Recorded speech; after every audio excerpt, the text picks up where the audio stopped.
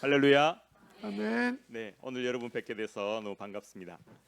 지난번에 저희들이 무슨 정렬에 대해서 얘기 나눴었나요? 네, 감정정렬. 맞습니다. 요즘 우리들이 정체성에 대해서 얘기들을 하고 있죠.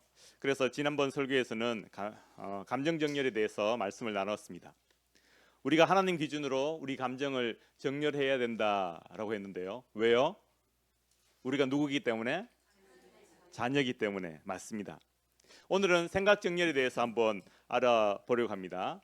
우리가 하나님의 자녀이기 때문에 이것이 조건이죠. 그리고 우리 생각을 하나님 기준에 맞춰서 정렬해야 된다 하는 것이 오늘 설교의 요지입니다. 맞죠? 네, 오늘 설교 다 했습니다. 네, 우리는 우리 생각을 왜 정렬해야 되는지 좀 더 생각해 보고요. 그리고 어떻게 정렬해야 할지에 대해서 알아보도록 하겠습니다. 그리고 나는 무슨 생각을 정렬해야 될지 우리 자신의 삶에 한번 적용해 보면 좋겠습니다. 오늘 본문에 나오는 이야기는 베드로 이야기죠. 오늘 읽은 본문은 성경 동화에서도 아주 인기 있는 그런 주제 중 하나입니다. 하늘에서 보자기가 내려오는 것은 참으로 멋있는 장면이지 않습니까? 그런데 보자기를 탁 열었는데 안에 뭐가 있습니까? 네, 온갖 것들이 다 있습니다. 부정한 것들이 가득, 벌레들이 가득 들어있는 장면은 굉장한 반전을 이루죠. 이 환상에는요, 기도라는 주제도 들어있고 또 선교라는 그런 주제들도 들어있지 않습니까? 근데 오늘 설교에서는 그런 것들은 다루지 않고요. 베드로의 생각이 어떻게 바뀌는지에 포커스를 맞춰서 한번 설교를 해보려고 합니다. 베드로가 원래 기존에 자기 생각이 있었거든요. 그런데 하나님께서 하나님의 생각으로 베드로 생각을 바꾸어 가시는 것이 오늘 이야기입니다. 그 과정을 한번 추적해 보겠습니다. 우선 베드로가 기존에 자기 생각을 가지고 있었지 않습니까? 그것은 다른 유대인들이 가지고 있는 생각과 비슷한 생각입니다. 유대인들이 율법적인 사고를 하고 있었잖아요. 쉽게 말하면은 이방인들은 뭐하다? 부정하다. 맞습니다. 그리고 우리는 정결법을 잘 지켜야 된다. 이방인들과 교제하는 것은 합당하지 않다 하는 그런 생각을 가지고 있었습니다. 그때 이 하나님께서 개입을 하신 거죠. 생각해 보십시오. 지금 베드로가 어떤 베드로입니까? 3년 예수님을 따라다닌 후에 예수님의 십자가와 부활 그리고 성령 강림까지 다 경험했잖아요. 그 다음에 베드로입니다. 그렇죠? 그리고 베드로가 지금 시험에 빠져서 헤매고 있습니까? 아니잖아요. 하나님께 열심히 기도하고 있었죠. 기도하는 중에 환상을 지금 체험하고 있는 장면 아닙니까? 그런 중에 베드로가 이렇게 생각을 하고 있다는 것입니다. 그때의 환상 중에 하나님께서 베드로에게 이제 개입을 하십니다. 환상의 내용을 우리가 잘 알고 있습니다. 하늘에서 보자기가 내려왔는데 보자기를 열어보니까 온갖 부정한 짐승이 다 들어있죠. 그때에 하나님께서 주신 메시지가 10장 15절이죠. 다운표 있는 부분만 같이 읽어보겠습니다. 하나님께서 깨끗하게 하신 것을 속되다고 하지 말아라 했습니다. 이것은 단순히 하나님께서 음식에 대한 이야기만 하시는 것은 아니죠. 그렇죠? 이방인에 대해서 네가 새로운 시각을 가져야 된다. 이방인에 대해서 가지고 있는 네 생각을 바꿔라 하는 그런 말씀을 주고 있는 것입니다. 그리고 나서 이제 세 번째 단계로 베드로의 생각이 정렬되죠. 34절, 35절 우리가 같이 읽어보겠습니다. 베드로가 입을 열어 말하였다. 나는 참으로 하나님께서는 사람을 외모로 가리지 아니하시는 분이시고 하나님을 두려워하며 의를 행하는 사람은 그가 어느 민족에 속하여 있든지 다 받아주신다는 것을 깨달았습니다 했습니다. 베드로가 원래는 이방인이 부정하다 생각했잖아요. 이방인하고는 교제하면 안 된다라고 생각을 하고 있었다 했죠. 그게 1단계 원래 단계였습니다. 그리고 하나님께서 그에게 개입하셔서 하나님의 관점을 가르쳐 주시죠. 하나님께서 정결하다고 하시면은 아무리 부정한 것도 정결해진다. 그러니까 이방인에게도 복음을 전해라 하는 것이 두 번째 단계였습니다. 그리고 이제 세 번째 단계에 베드로의 생각이 정렬되는 거죠. 아하, 하나님께서 이 환상과 또 성령의 역사를 통해서 내게 주시는 것이 이제 이방인에게도 복음을 전하라고 하는 것이구나 하는 생각을 정렬하게 되죠. 그리고 고넬료를 만나면서 그것을 이제 확정하게 됩니다. 그리고 그 생각이 정렬되고 나서 어떤 결과가 생깁니까? 네 번째로 이방인 선교의 이제 문이 열리게 되는 거죠. 베드로의 이 사건 이후로, 고넬료 사건 이후로 본격적으로 이방인에게 복음이 전파되어지기 시작하는 것입니다. 이제 이방인에게 복음이 전하면서 신약 교회가 이방 선교에 한 발짝 한 발짝 나아가게 되는 그 문을 지금 이제 여는 것이죠. 이후에 우리가 잘 아는 바울이나 뭐 그런 이야기들이 있어지는 것입니다. 이렇게 베드로의 환상은 보자기를 통해서 그가 가지고 있는 생각을 하나님 앞에 정렬해야 된다라는 것을 우리에게 보여주고 있습니다. 그런데 베드로만 생각을 정렬한 것이 아닙니다. 우리가 성경을 잘 읽어보면요, 성경 속에 많은 인물들이 자기 생각을 하나님 앞에서 다시 정립하게 되는 것을, 다시 말하면 정렬하게 되는 것을 우리가 자주 보게 됩니다. 우리가 잘 아는 모세, 제가 모세 이야기를 자주 듣는데요, 그것은 모세가 유명하기 때문입니다.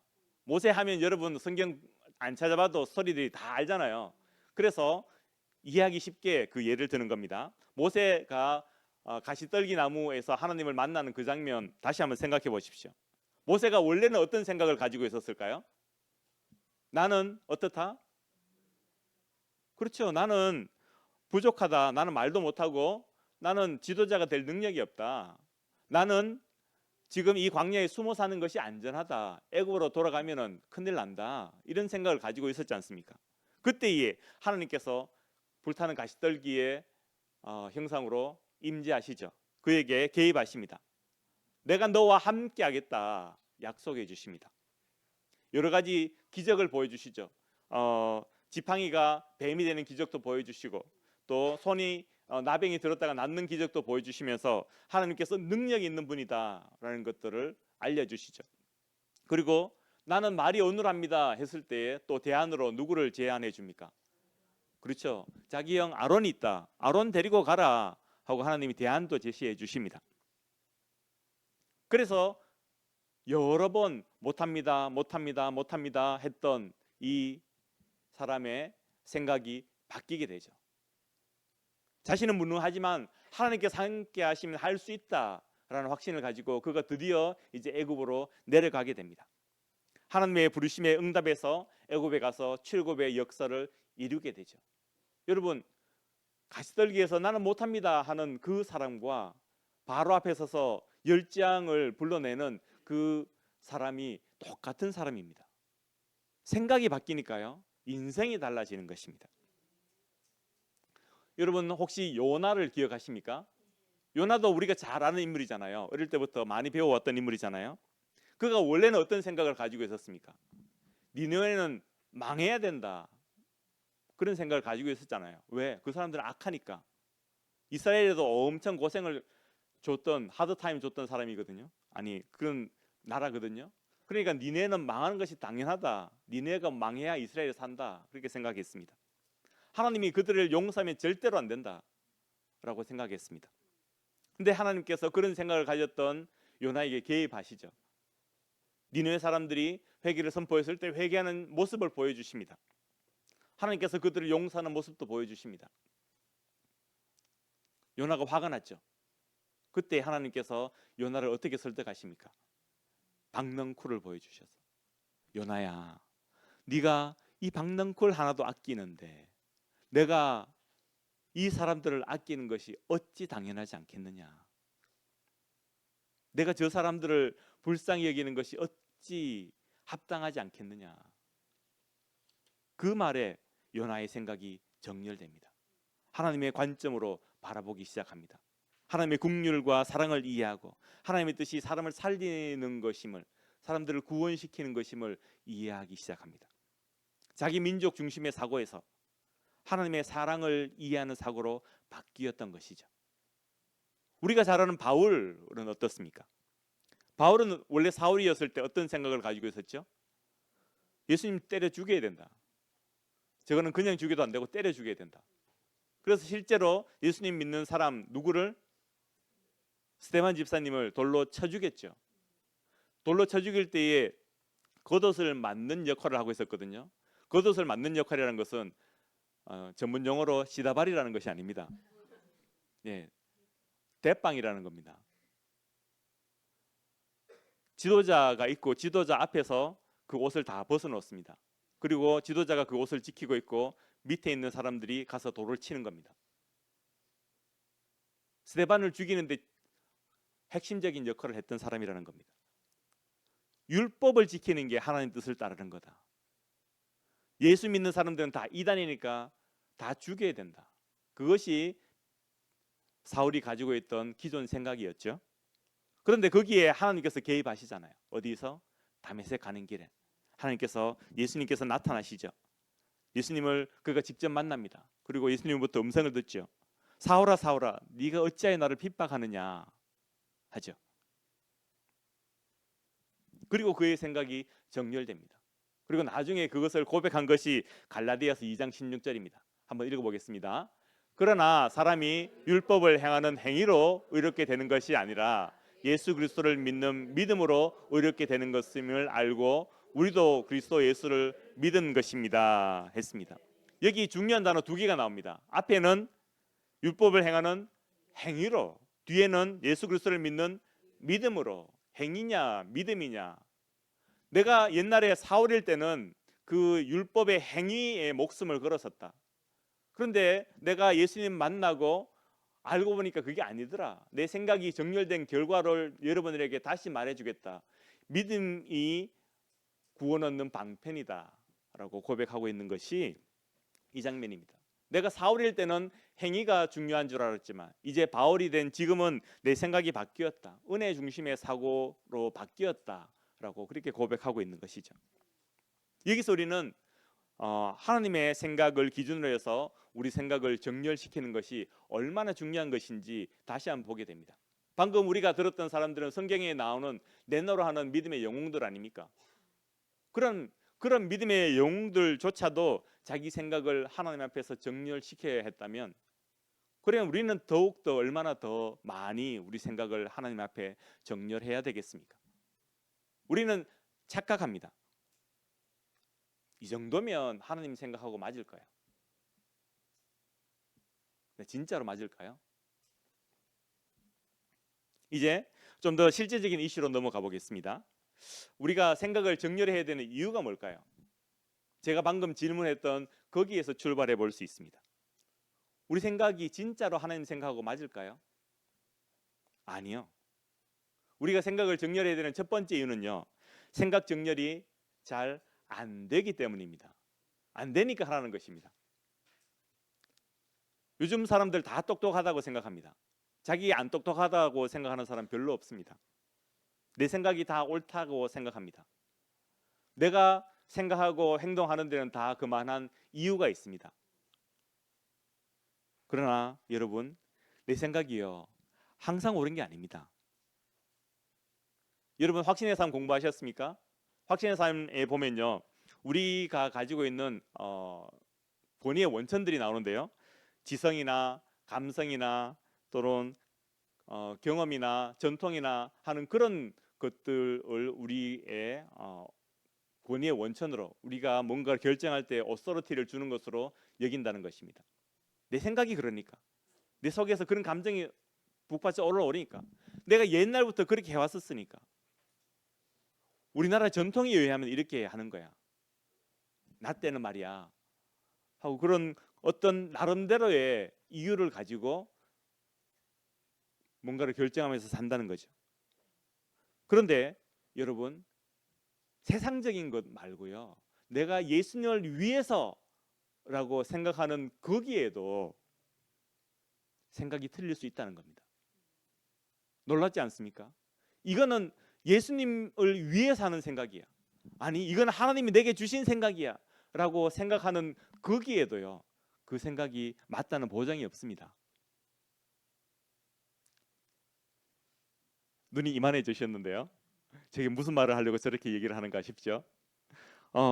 방금 우리가 베드로를 읽었지 않습니까? 베드로가 바로 그런 사람이었습니다. 베드로가 예수님 앞에서 자기 신앙을 고백했잖아요. 예수님께서 기뻐하시면서 네 신앙 고백이 위해 교회를 세우겠다 그렇게 칭찬도 하셨지 않습니까? 그리고 나서 예수님이 뭐라 하십니까? 내가 조금 있으면 이제 십자가에 못 박혀 죽을 거야. 그러니까 베드로가 뭐라고 얘기합니까? 예수님 안 됩니다. 예수님 십자가에 돌아가시면 안 됩니다. 무슨 말씀을 하십니까? 베드로가 만류를 했다 했죠. 다른 성경에 보면은 예수님을 책망하는 꾸짖는 정도로 예수님을 만류했습니다. 그거는 예수님을 위하는 마음에서 나온 거 아닙니까? 아니 우리 선생님 예수님이 무슨 죄를 지었길래 십자가에 돌아가신단 말입니까? 예수님 안 됩니다. 그게 무슨 치욕적인 행동입니까? 하고 예수님을 생각하는 마음으로 그렇게 했습니다. 그런데 예수님의 반응은 의외죠. 사단아 내 뒤로 물러가라 하셨습니다. 생각 정렬이요 한 번에 다 되는 것도 아닙니다. 베드로가 그런 일이 있고 나서 진짜로 닭이 3번 울 때에 눈물을 흘리면서 후회를 해야 되는 그런 실수를 했지 않습니까? 그리고 나중에 예수님이 찾아오셔가지고 내 양을 먹이라 내 양을 먹이라 3번이나 말씀하시면서 그를 회복시켜 주셨잖아요. 그리고 나서 그 사건 뒤에 지금 이제 보자기가 내려오잖아요. 그런데 보자기가 내려올 때 베드로가 뭐라고 생각합니까? 못 먹습니다. 내가 절대로 안 먹습니다. 그렇게 얘기합니다. 보자기가 내려올 때 먹으라 하면은 맞다 예전에도 내 확신이 틀린 적이 있었지 내가 실수한 적이 있었지 그렇게 생각하는 게 당연할 것 같잖아요. 근데 사람은요 그렇게 생각 못합니다. 다시 자기 생각에 사로잡히고 다시 자기 고집에 사로잡혀서 얘기를 합니다. 확신을 가지고 하나님께 얘기합니다. 내가 그런 거 절대로 못 먹습니다. 내가 그런 거 절대로 안 합니다. 몇 번요? 3번요. 베드로에게 3번은 좀 의미 있는 숫자 아닙니까? 그렇죠? 3번 하고 나서 이거 뭔지 찜찜한데 그리고 나서 자기 의견을 굽히는 겁니다. 사람이요 생각 잘 안 바뀝니다. 사람이 그렇게 해야지 한번 생각했다고 해서 잘 못 바꿉니다. 그러면 성도 여러분 베드로가 이 정도라면 우리는 어떻게 해야 되겠습니까? 나는 교회에 한 30년 다녔으니까 내 생각은 하나님 생각하고 찰딱 맞아. 아니요. 나는 교회에서 뭐니까 내 생각이 하나님 생각이야. 아니요. 우리는 더욱더 겸손히 내 생각과 고집을 내려놓아야 됩니다. 그리고 매번 우리 생각을 하나님께 정렬하는 저와 여러분 되시기 원합니다. 두 번째 우리가 생각을 정렬해야 되는 이유는요. 하나님의 생각이 내 생각보다 뛰어나기 때문입니다. 우리가 잘 아는 이야기죠. 하나님의 지혜는 무궁하고요. 하나님의 생각이 우리 생각보다 크십니다. 다시 말하면 하나님이 나보다 똑똑하십니다. 인정하십니까? 이사야서 55장 8절 9절에요. 유명한 말씀이 있습니다. 같이 읽어보겠습니다. 나의 생각은 너희의 생각과 다르며 너희의 길은 나의 길과 다르다. 주님께서 하신 말씀이다. 하늘이 땅보다 높듯이 나의 길은 너희의 길보다 높으며 나의 생각은 너희의 생각보다 높다 하셨습니다. 마지막 것만 읽어보겠습니다. 나의 생각부터 시작. 나의 생각은 너희의 생각보다 높다 했습니다. 얼마나? 하늘이 땅보다 높듯이. 똑똑한 생각 따라가는 게 맞죠? 그죠? 하나님이 똑똑합니까? 내가 똑똑합니까? 하나님. 예. 많은 분들이 지금 싱긋 웃고 계신데요. 그걸 몰라? 하나님 똑똑하지. 어떻게 비교를 해? 라고 여기에 앉아서는 생각을 합니다. 그런데요. 자리에서 일어나서 엘리베이터 타면서부터는 어떨까요? 예. 하나님의 엘리베이터 압니까? 하나님 여기에 단추가 6개 있는데요. 6번 단추는 눌러도 안 돼요. 하나님. 현실 문제는 내가 더 잘한다고 생각합니다. 내가 지금 애 키운 지 10년째인데요. 하나님. 얘를 내가 지금 세상에 누구보다 더 잘합니다. 그런데요. 그게 우리 착각이라는 겁니다. 하나님께서 내보다 똑똑하다. 하나님의 생각이 내보다 높다. 그것을 인정하는 것이 얼마나 큰 차이를 만드는지 모릅니다.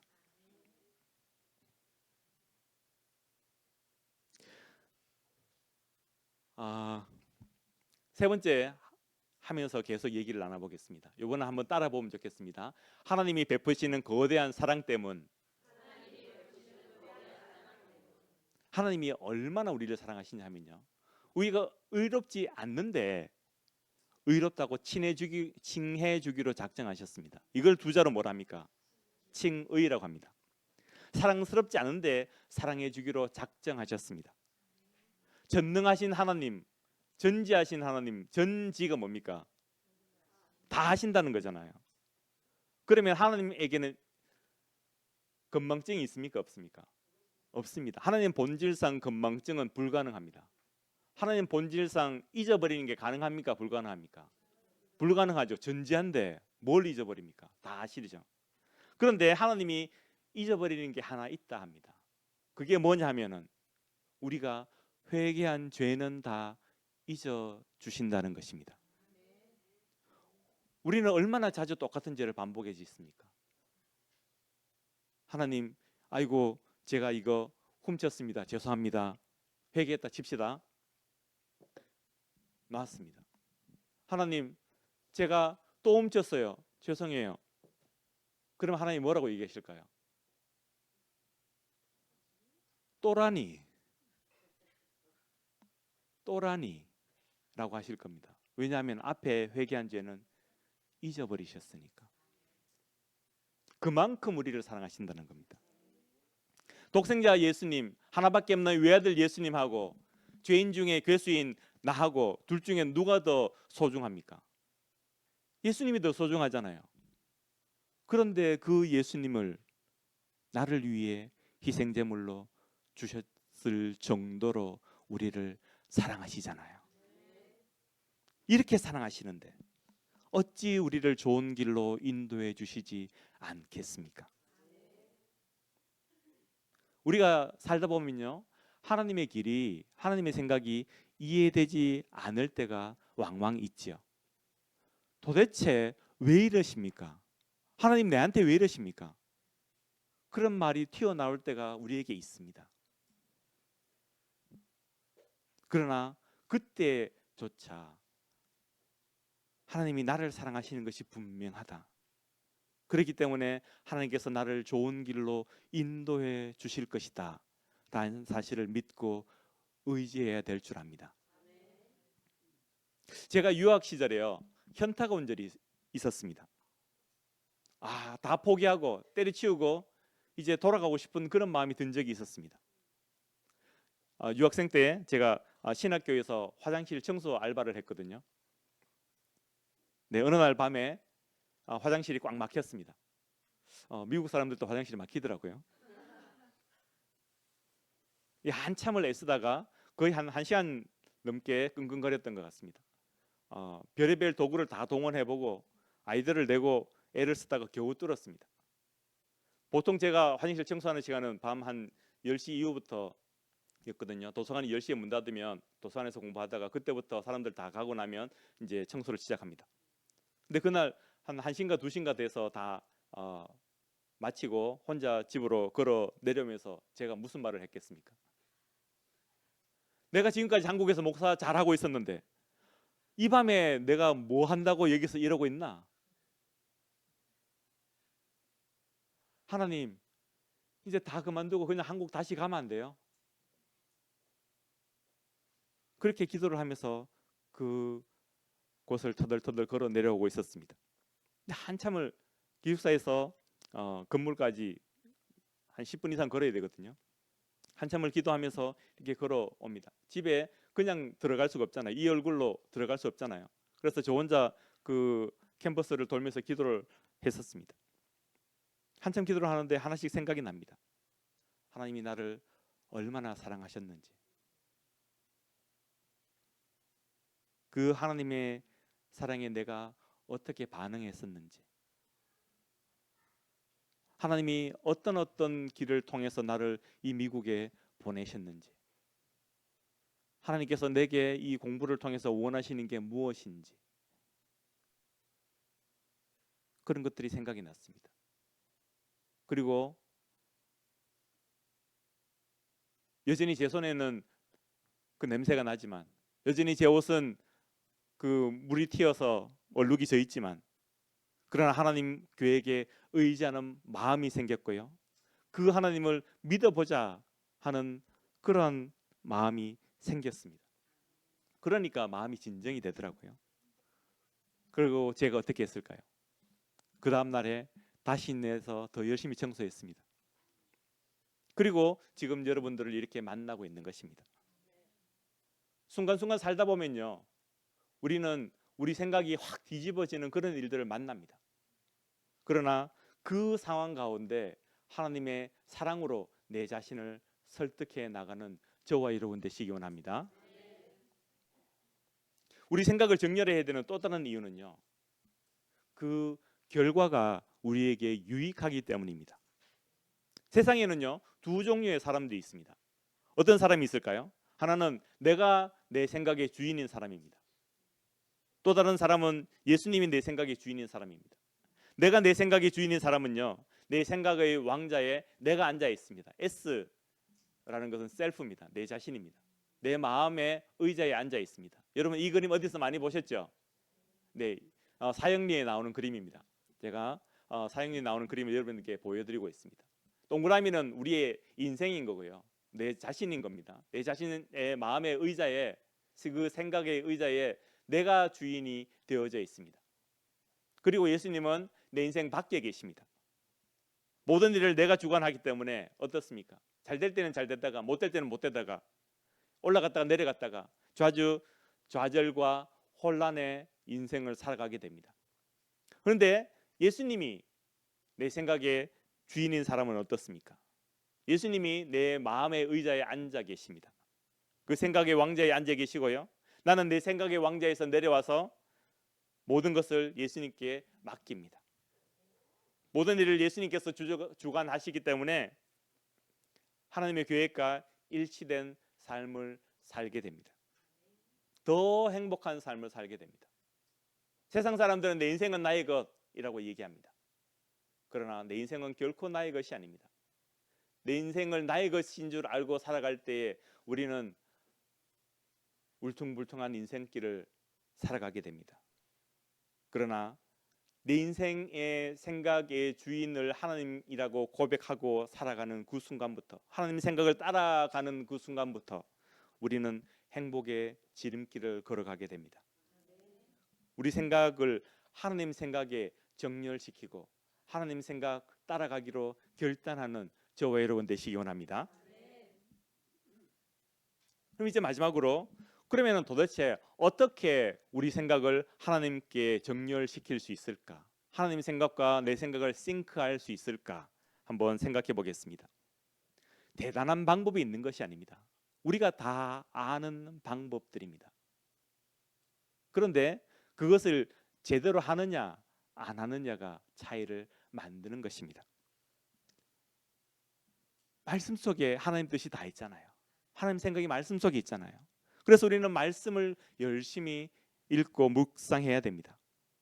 성경을 읽고 묵상하며 하나님 생각을 배워야 됩니다.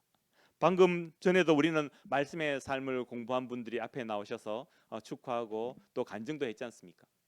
간증 내용이 바로 그런 것 아닙니까?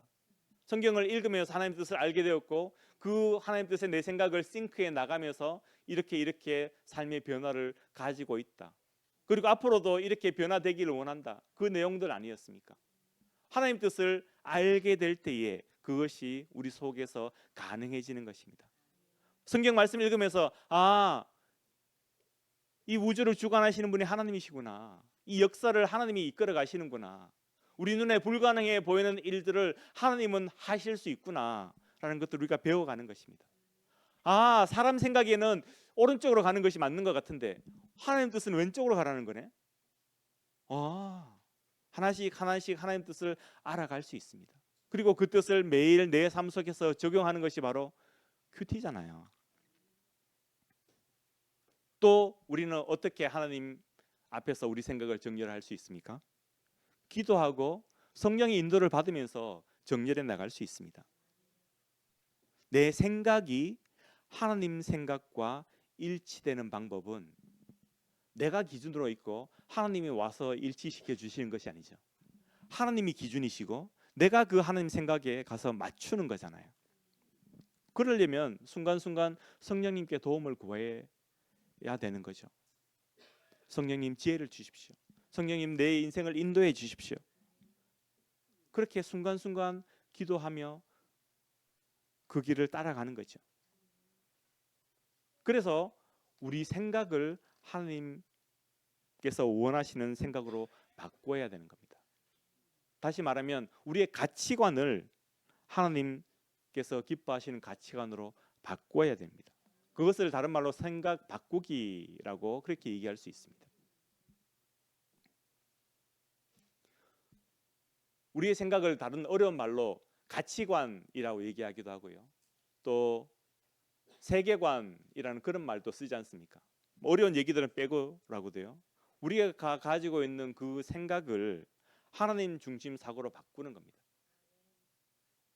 내 생각이 아니라 하나님이 원하시는 생각을 하려고 의도적으로 애쓰고 노력하는 것, 그게 우리에게 필요합니다. 새로운 삶 공부를 이제 하잖아요. 새로운 삶 공부하는 목적, 첫 번째 목적이 성경적인 가치관을 형성하는 것이라고 되어 있잖아요. 우리가 예수님 믿고 나서 예수님 믿겠습니다, 예수님을 나의 인생의 구원자로 고백합니다, 예수님을 받아들입니다 하고 난 뒤에 우리 인생이 뿅 하고 바뀌는 게 아니죠. 우리는 그 뒤에 예수님 믿는 삶을 계속 살아갑니다. 그 살아가는 삶의 가장 기본 되는 것이 우리의 생각, 우리의 가치관이잖아요. 우리가 어떻게 하나님 앞에서 예수님께서 기뻐하시는 그런 생각을 하며 살아갈 수 있을까? 어떻게 그런 생각을 하려고 애쓰고 노력해야 될까 하는 것들을 새로운 삶을 통해서 배워가는 것입니다. 우리가 상 공부를 하지 않더라도 우리의 삶 속에서 매일 그것을 할 수 있는 좋은 단어 하나가 있습니다. 한번 따라해 보겠습니다. 예수님이라면 어떻게 하실까? 여러분 잘 아는 이야기죠, 그죠? 우리가 아는 것으로 이제 멈추지 않고 그것을 다시 우리 삶 속에서 계속 적용하려고 애써 보아야 합니다. 예수님이라면 어떻게 하실까? 성경에 모든 답이 있는 게 아니잖아요. 그러면 예수님이라면 이 상황이 어떻게 하실까? 예수님이라면 이 손님한테 물건 A 물건을 골라줄까, B 물건을 골라줄까? 예수님이라면 지금 내가 비행기를 타기 원하실까, 배를 타기 원하실까? 예수님이라면 이 상황에 애한테 칭찬을 하기 원하실까, 격려를 하기 원하실까, 꾸중을 하기 원하실까? 순간순간 생각해 봐야죠. 순간순간 내 속에서 확 올라옵니다. 뱉어내기 전에 1초 만에 예수님이라면 어떻게 하실까 생각해 보는 겁니다. 한번 입 다물고 속으로 예수님이라면 어떻게 하실까 생각해 보는 겁니다. 예수님이 또 화냈을 걸 싶으면 뱉어내십시오. 예수님에는 화내셨을 것 같아. 입을 다물려고 애를 써보십시오. 다시 한번 따라해 보겠습니다. 예수님이라면 어떻게 하실까? 일주일 내내 이 단어를 한번 묵상해 보십시오. 그리고 최소한 하루에 3번 이상 이 단어를 속으로 말해 보십시오. 내가 어떤 순간이 닥칠 때마다, 애를 만날 때마다, 남편하고 얘기를 할 때마다, 손님하고 얘기를 할 때마다 예수님이라면 어떻게 하실까? 나는 목사니까, 나는 목자니까, 나는 뭐니까 정렬해야 될 생각이 없는 것일까요? 아니요. 더 많아집니다. 매일매일 정렬을 반복해야 됩니다. 제가 지난주죠. 지난번에 희진이가 어릴 때 머리를 빗겨주던 얘기 했지 않습니까? 자고 일어나면요 머리가 다 엉클어져 있어요. 그런데 빗으로 머리에다가 쑥 집어넣어서 잡아당기면 어떻게 될까요? 아파요. 머리카락 다 빠집니다. 그런데 조금만 집어넣어서 계속해서 브러쉬로 한 번에 끝내는 것이 아니라 10번, 20번 반복하면 어떻게 될까요? 예, 별로 아파하지 않고 머리가 어느 순간인가 부드러워집니다. 아들 키우시는 분들은 잘 모르시죠? 딸을 키워야 할 수 있는 얘기입니다. 내 생각도 마찬가지입니다. 말씀의 빗으로 한 번에 집어넣어서 확 잡아 당기려면 잘 안 됩니다. 조금씩 순간순간 매번 반복하는 것입니다. 그러다 보면 그 말씀의 빗으로 빗고 기도의 빗으로 빗고 계속 브러시 하다 보면 어느 순간인가 부드러워져 있는 것입니다. 우리 생각도 한 번 정렬해서 되지 않습니다. 여러분 지금 생각을 정렬해야 되겠다라고 그렇게 마음에 생각이 드시죠? 그런데 일어서서 나가면요 잊어버립니다. 정렬해야지. 예수님이라면 어떻게 하실까? 예수님이라면 어떻게 하실까? 예수님이라면 어떻게 하실까? 순간순간 생각해 보십시오. 그리고 10번 생각하는 것보다 20번 생각할 때 더 많이 되고요. 30번 생각할 때 더 많이 됩니다. 그렇게 하다 보면 예수님께서 원하시는 생각들을 하게 될 겁니다. 여러분이 지금 당면하시는 인생의 이슈들은 어떤 것들이십니까? 우리 꼬맹이들은 빨리 나가서 사탕 보고 싶은데 목사님 설교가 왜 저렇게 기나 생각할 수도 있습니다. 우리 은찬이는 나가서 친구랑 놀고 싶은데 라는 생각을 할 수도 있습니다. 오늘 내가 정렬해야 되는 생각은 어떤 것이 있을까요? 오늘부터 의도적으로 나의 생각을 하나님께 정렬하겠다고 결심해 보십시오. 하나님 중심으로 결심하시고요. 말씀을 기준으로 정렬하겠다고 결심하시고 목장을 기준으로 정렬하겠다고 생각하시고요. VIP를 기준으로 정렬하겠다고 생각하시고요. 그 영혼을 어떻게 제자 삼을까 하는 고민으로 정렬하겠다고 생각해 보십시오. 그리고 하나님의 자녀로서 생각하고 행동하기로 결단해 보십시오. 그래서 하나님의 자녀들이 누리는 축복을 누리며 살아가는 이번 한 주 되시기를 주님의 이름으로 축복합니다.